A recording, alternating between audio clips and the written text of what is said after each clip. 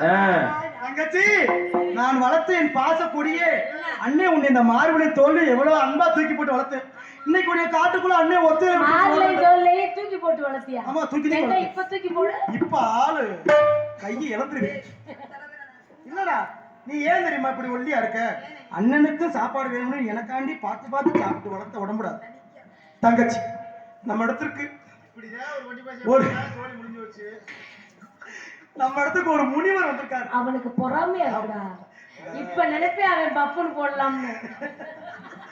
இப்ப நினைப்பேன் மிருதங்காரன் நம்ம பப்புன்னு போட்டிருக்கலாமே. தங்கச்சி, சாமி ஒண்ணு வந்திருக்கு. சாமி வந்துச்சு.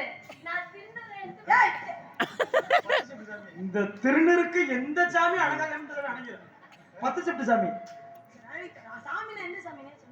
நாரதர். நாரத மகரிஷியா நம்ம இடத்துக்கு வந்திருக்காரு. உண்மையாவே ரெண்டு பேரும் பாத்தீங்களா? பார்த்தோம் அண்ணே, அவரெல்லாம் நம்ம பாக்குறாங்க, குடுத்து வச்சிருக்கணும்னே. சாமி ககன மார்க்கமா வருவார். சாமி சாமி தானம் பண்ணிடுறாங்களா? ஐயோ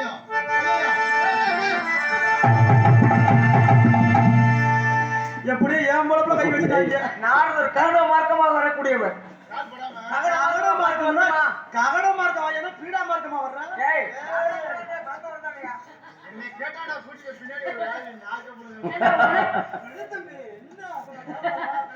ஏய், இனிமேல் பஸ் ஸ்ட்ரென்த்தா நிப்பேன் பாரு. சாமி, ஏய் தங்கச்சி, முதையே சொல்லிருந்தேன்னா உள்ளே ஒரு தூக்கி இருப்பேன். ஏய், வாயை கொரடக்கு ஒரு தூக்கு பேசாம வாசிக்க பத்தியா? காவல் பாருங்க, உள்ள போய்.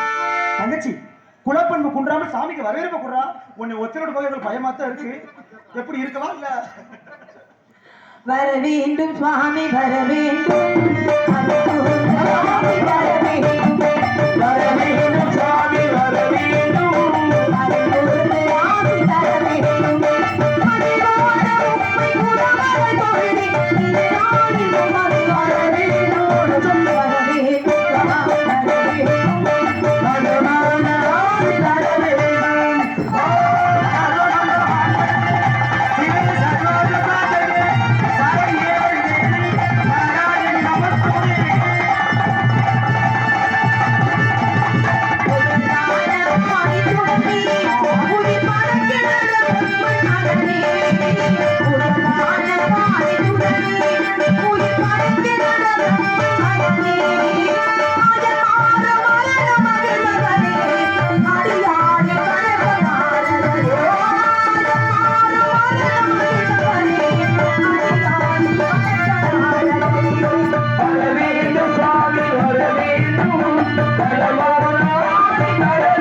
Thank you.